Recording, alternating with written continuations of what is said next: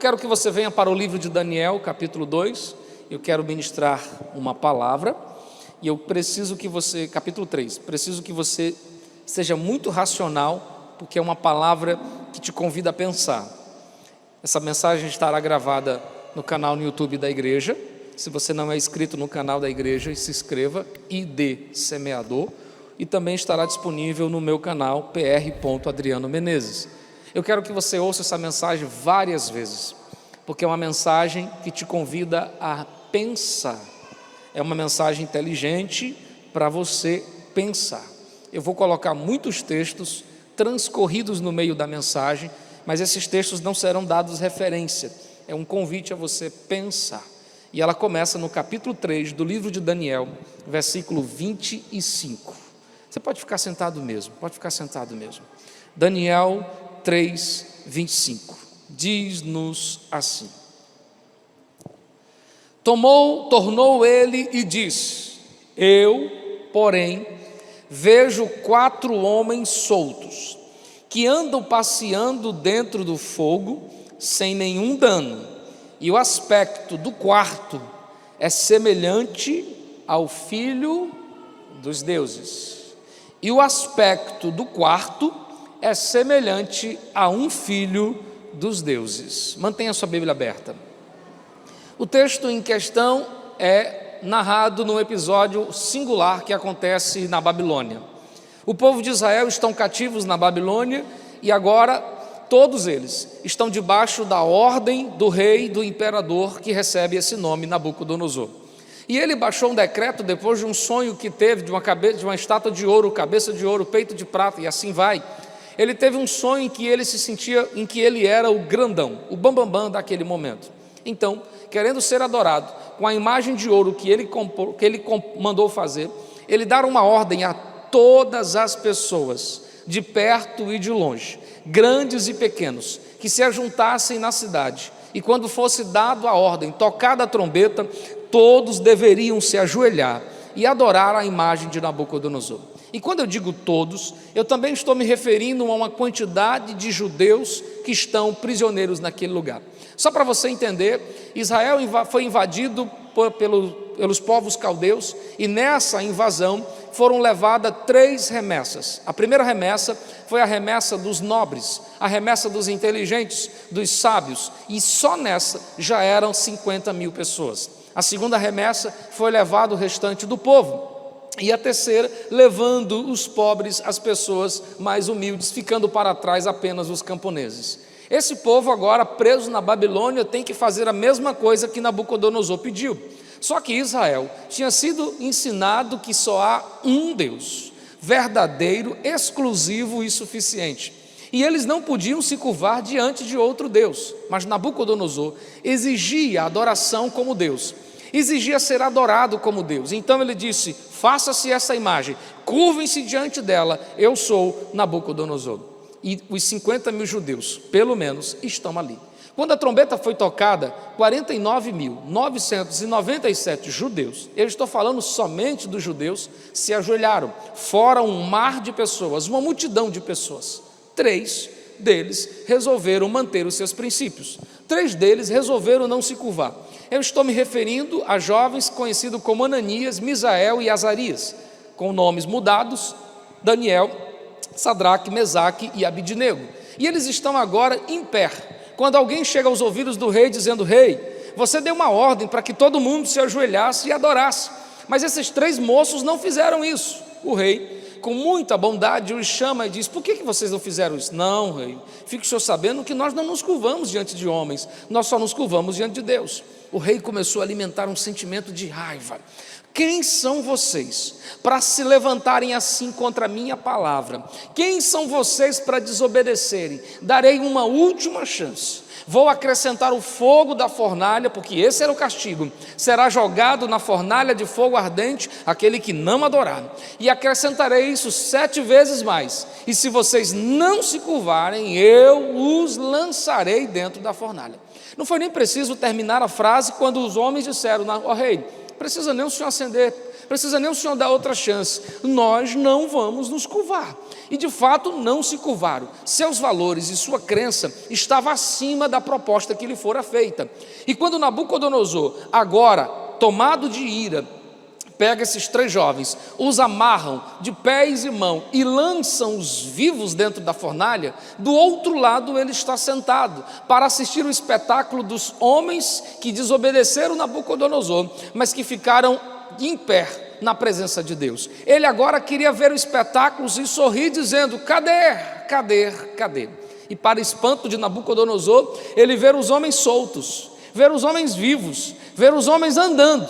Essa história por si só já dá uma linda mensagem, mas o que me chama a atenção é agora, ele olha e diz: eu lancei 3 amarrados, e eu os vejo soltos, mas não vejo 3, eu vejo,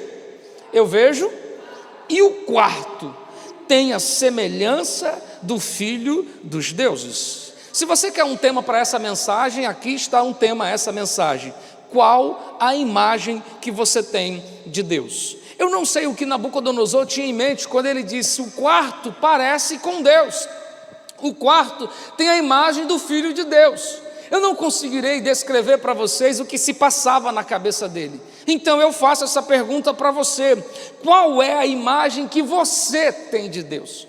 Qual é a imagem que você traz dentro do seu coração quando você pensa em Deus? Talvez muito dessa imagem esteja relacionada ao que aconteceu no Antigo Testamento. No Antigo Testamento, no livro de Êxodo, no capítulo 32, há uma história de um povo judeu, de um povo hebreu, que saiu do Egito e agora indo para a terra prometida, param no meio do caminho. E o capítulo 32, versículo 2 diz que eles chegam para Arão e dizem assim: Arão, não sabemos o que aconteceu com Moisés, ele é morto, faça-nos a imagem do nosso Deus, faça-nos a imagem do Deus que nos tirou do Egito. E eles juntaram brincos de ouro, pulseiras de ouro, tudo o que podiam, e deram às mãos de Arão. E Arão fez um bezerro de ouro. E quando fez um bezerro de ouro, disse a eles: esse é o Deus que vos tirou do Egito. Tal imagem na cabeça deles dizia: esse é o nosso Deus que nos tirou do Egito. Talvez um bezerro para dizer é forte, talvez de ouro para dizer é valioso, mas eles estão apontando e dizendo: esse é o Deus que nos tirou. Então, para esses homens, Deus tem a imagem de um quadrúpede. Para esses homens, Deus tem a imagem de um touro, forte e valioso como ouro. E por que eles estão dizendo assim? Porque a cultura que eles estão saindo, estão vindo do Egito, onde prisioneiros foram por 400 anos, e adquiriram uma cultura de deuses que têm a imagem de animais, de deuses que têm a semelhança de formas corpóreas quaisquer. É só lembrar e saber que no Egito se adoravam o sol, no Egito se adorava a lua, no Egito se adorava o Nilo. Eles criavam imagem natural de um Deus que eles criavam para si.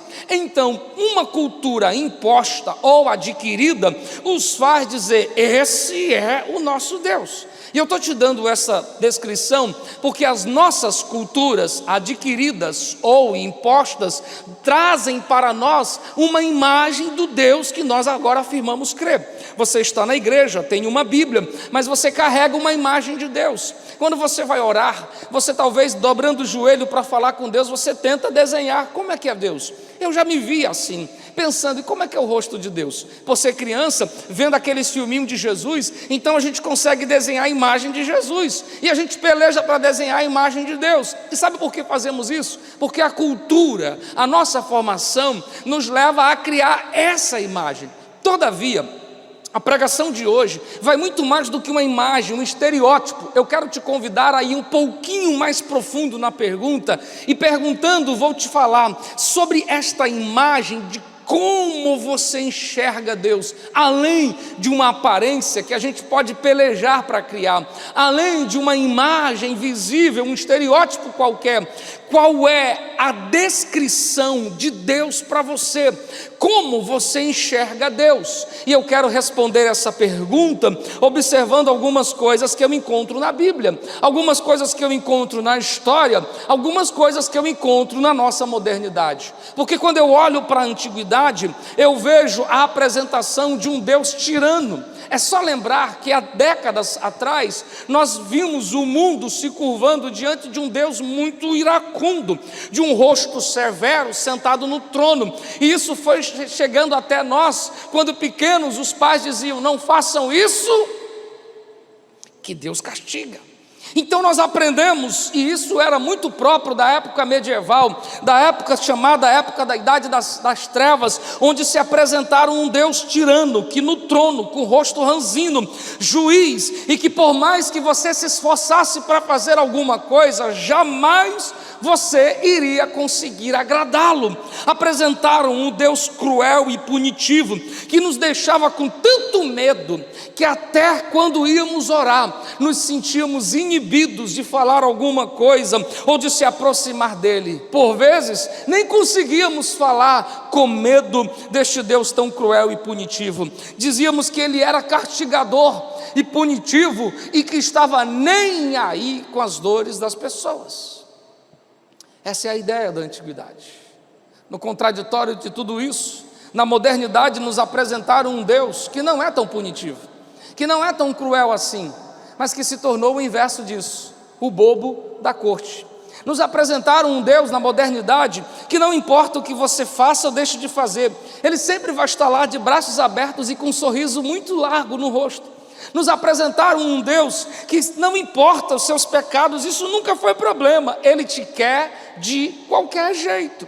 Nos apresentaram um Deus que você pode ir e vir, prometer e não cumprir, e depois que você errar, basta ir para um culto, ir lá no altar e fazer suas pazes e está tudo muito bem. O contrário do que se apresentaram na antiguidade, se apresentaram na modernidade. Um Deus que é bom, que de tão bom, diz o ditado, nem presta. Porque é bom demais. Você pode fazer o que quiser, você pode aprontar o que aprontar, que ele sempre vai estar lá, como o bobo da corte, que você faz graça e alguém vai ter que achar graça disso. Só que um pouquinho mais adiante, na atualidade, nos dias de hoje, estão nos apresentando um Deus que é resultado dos tempos passados, um Deus que não é Senhor, que parece servo. E por que não usar uma metáfora mais forte, nos apresentam um Deus que é garçom, que você faz um voto ou uma campanha e ele tem que fazer. Não importa, Deus é obrigado a fazer. E como diz o Papa Francisco, Deus tem dever de te ouvir no dia da aflição. Esse é o Deus que estamos apresentando.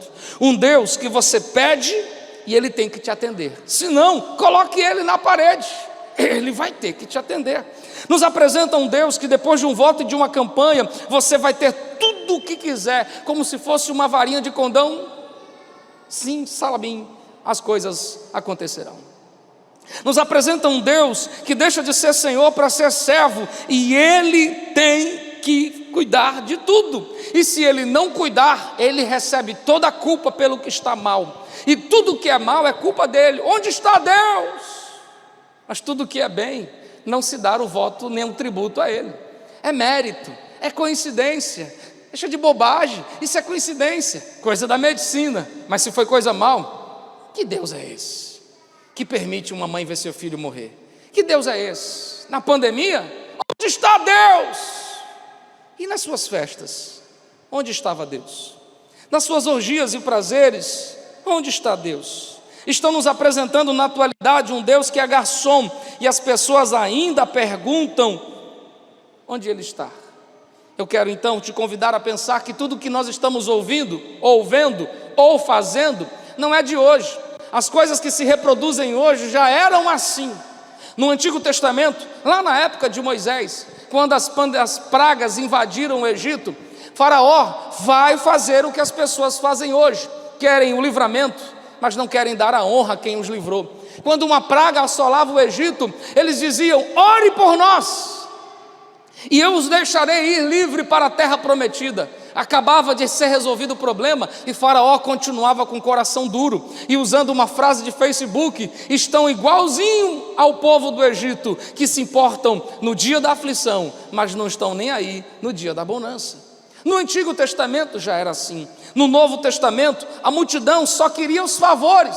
Em João, no capítulo 6, é o próprio Jesus que diz: vocês me seguem pelo pão, pelos sinais. Talvez isso explique porque que Jesus, quando curava alguém, dizia: não conte para ninguém, porque não queria que as pessoas fossem a Ele pelos milagres ou pelos prodígios que faziam, mas pela descoberta de quem de fato era Deus. O que nós estamos vivenciando hoje não é nada novo. Uma geração que vê Deus como tirano ou como um bobo, como um garçom e empregado, e nós ficamos nessa situação. Então eu me dirijo para você e te pergunto: quem é Deus para você? Qual é a imagem que você tem de Deus guardada no seu coração? Se você quer encontrar a resposta para isso, eu te convido a mergulhar no diálogo de Jesus em João, no capítulo 14, quando um discípulo sentado perto dele vai dizer as palavras do versículo 8: Senhor, mostra-me o Pai, e isso basta. A resposta de Jesus parece ao mesmo tempo intrigante como reveladora, porque ele olha para ele e diz: há tanto tempo eu estou com você, e você ainda pede para ver o Pai? Era como se ele tivesse surpreso com a atitude de um homem que está indo para a igreja, de um homem que está lendo a Bíblia e ainda assim não sabe quem é Deus. E ao mesmo tempo ele diz: olhe para mim. Então, se você quer conhecer Deus, olhe para Jesus, porque Jesus é a imagem expressa do Deus invisível. E quando eu olho para Jesus, sabe o que eu descubro? Que Ele é amável como uma mãe, que se inclina para levantar os que estão caídos, que estende a mão para um leproso e aceita o toque de uma prostituta, que se curva e dá o colo para as crianças e o peito para um discípulo que decide se inclinar. É amável, mas também é firme como um pai, que repreende quando fazemos uma bagunça dentro da sua casa, transformando a casa de oração em covil de ladrões e salteadores, e ele precisa pegar um chicote e botar todo mundo para fora. Ele vai embora quando ninguém o honra, e saindo da sua terra dizendo: o profeta não é digno de honra na casa, ainda ensina os discípulos dizendo: no lugar em que vocês não forem aceitos, batem uma poeira das vossas sandálias e vão embora. Ele é firme ao ponto de condenar a hipocrisia dos religiosos e de silenciar quando alguém diante dele diz: faça um milagre. Eu ouvi muito falar de você. E embora sendo Herodes o grande, dizendo faça um milagre, ele silencia-se com um silêncio que dizia desprezar a atitude daquele homem. Ele é dócil como uma mãe, firme como um pai. Ele socorre os aflitos, mas espera aceitar os tributos da honra dos que foram socorridos. Ele socorre pessoas como Jairo, chorando por uma filha que está à beira da morte, de Bartimeu, cego, mendigando, sem família para lhe socorrer, de Lázaro, que está agora morto e suas irmãs chorando. Ele se compadece dos aflitos, mas ele espera o bálsamo de Maria, que derrama aos seus pés, porque reconheceu que Jesus deu a vida ao seu irmão que tinha morrido. Ele aceita as dádivas de Madalena, que depois de ter sido expulso os demônios que a oprimia, agora o serve com todos os seus bens e riqueza. Ele aceita a atenção da sogra de Pedro, que ardendo em febre, sendo curada, se levanta e vai servi-lo. E ao invés de dizer: sente-se, você estava com febre há pouco, ele aceita o serviço desta mulher, porque ele é o Deus que socorre os aflitos e espera o tributo de honra daqueles que por ele foram socorridos. Então eu volto a perguntar: e para você, quem é Deus? O texto que eu estou lendo em Daniel 3 é um rei que está diante de uma situação, e quando ele vê a semelhança, ele entra no livro de Daniel e escreve o capítulo 4. Porque se você não sabe, o capítulo 4 é escrito a próprio punho. Nabucodonosor toma a palavra, e eu quero ler esse capítulo com você. Veja o que diz Nabucodonosor depois de ver a imagem de Deus. Ele começa o capítulo 4 dizendo: ó, o rei Nabucodonosor, a todos os povos e nações, e homens de todas as línguas, que habitam em toda a terra, paz vos sejam multiplicadas. Pareceu-me bem fazer conhecidos sinais e maravilhas que Deus, o Altíssimo tem feito para comigo. Quão grandes são os seus sinais, e quão poderosas as suas maravilhas. O seu reino é reino sempre eterno, e o seu domínio de geração em geração. Mas sabe como ele aprende isso? Continue a leitura. Eu, Nabucodonosor, estava tranquilo em minha casa e feliz no meu palácio, e eu tive um sonho que me espantou. Quando estava no meu leito, os pensamentos e as visões da minha cabeça me turbaram. Por isso expedi um decreto pelo qual fossem introduzidos à minha presença sábios da Babilônia, para que me fizessem saber a interpretação desse sonho. Entraram magos, encantadores, caldeus, feiticeiros, e eu contei o sonho, mas ninguém sabia dizer a interpretação. Por fim se apresentou a mim Daniel, cujo nome Beltesazar, segundo o nome do meu Deus, e no qual há o espírito dos deuses santos. E eu lhe contei o sonho, dizendo: Beltesazar, chefe dos magos, eu sei que há em ti o espírito dos deuses santos, e nenhum mistério te é difícil. Eis as visões do sonho que eu tive, conte-me a interpretação. Eram assim as visões da minha cabeça. Quando eu estava no meu leito, eu estava olhando, eu vi uma árvore no meio da terra. A altura era tão grande, crescia a árvore e se tornava forte, de maneira que a sua altura tocou o céu. Ela era vista até os confins da terra. Sua folhagem era formosa, seus frutos abundantes, e havia nela sustento para todos. Debaixo dela os animais do campo encontravam sombra, e as aves do céu faziam morada nos seus ramos. Todos os seres viventes se mantinham dela. No meu sonho, quando eu estava no leito, vi também um vigilante, um santo que descia do céu, e clamando fortemente disse: derribai a árvore, cortai-lhe os ramos, derribai-lhe as folhas e espalhai o seu fruto, afugentem-se os animais de debaixo dela e as aves dos seus ramos, mas a cepa, o tronco com as raízes deixem a terra, amarrem com cadeias de ferro e de bronze na erva do campo, e seja ela molhada do orvalho do céu, e que a sua poção seja com os animais e a erva da terra. Eu mudei o coração, para que não lhe seja mais para o coração de homem, que lhe seja dado um coração de animal, e passe sobre ela 7 tempos. Essa sentença é decreto do vigilante. Esta ordem foi mandada dos santos, a fim de que lhe conheçam os viventes que o Altíssimo tem domínio sobre os reinos do homem, e ele dar a quem ele quer, até o mais humilde dos homens constitui sobre eles. Isto eu vi, eu, rei Nabucodonosor, sonhei isso. Tu, pois, Daniel, me conte a interpretação, porque todos os sábios do meu reino não puderam saber fazer a interpretação, mas tu podes, porque em ti é o espírito dos deuses santos. Então Daniel, cujo nome era Beltesazar, esteve atônito por algum tempo, e em seus pensamentos se turbaram. Então ele falou ao rei e disse: não te perturbe o sonho, nem a sua interpretação.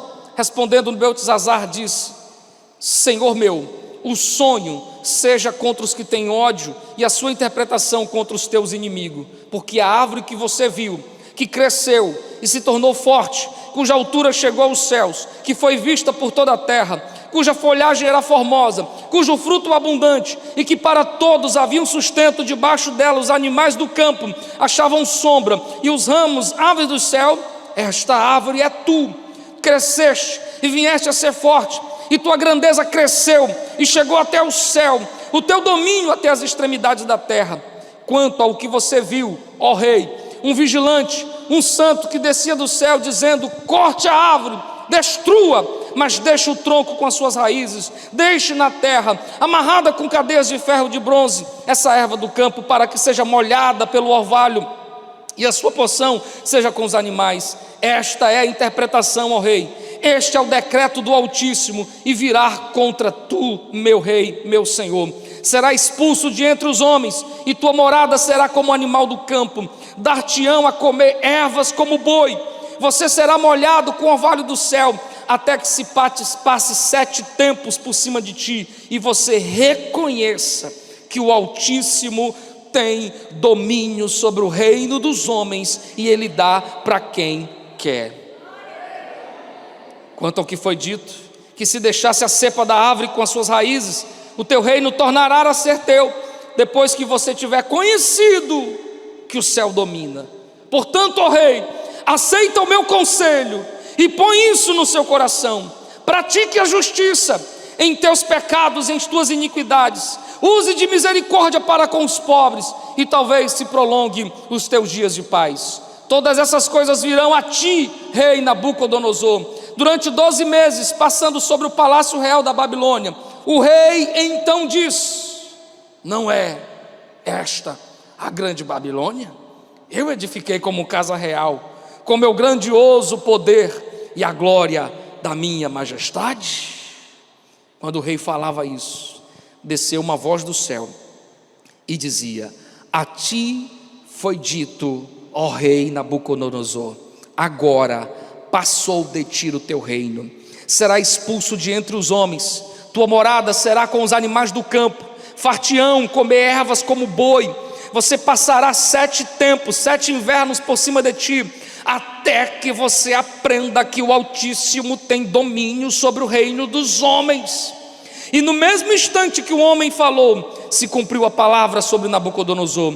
Ele foi expulso do reino dos homens e passou a comer erva, comer capim como boi. O seu corpo foi molhado pela chuva do céu, lhe cresceram os cabelos como penas da águia e as suas unhas como a das aves. Mas ao fim daqueles dias, eu, Nabucodonosor, levantei os olhos ao céu e tornou a vir entendimento a mim. E sabe o que eu fiz?